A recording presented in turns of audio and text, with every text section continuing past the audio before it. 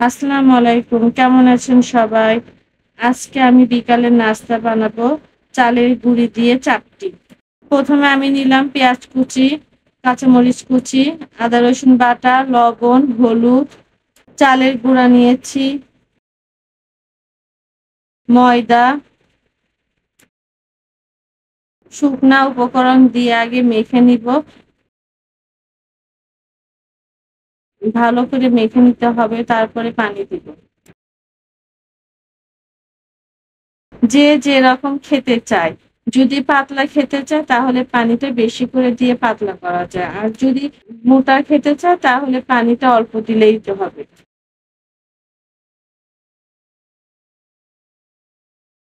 আমার হাজবেন্ড পাতলা পছন্দ করে, এই জন্য আমি পাতলা করে বানাবো।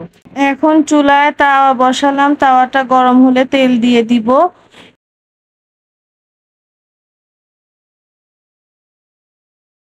চালের বেটারটা এখন দিয়ে দিব তাওয়াতে।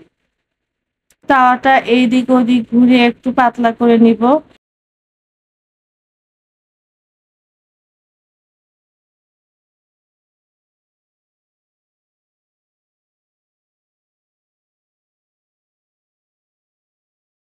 চাপটির এক পিঠ হয়ে গেছে, এখন আমি উল্টিয়ে দিব।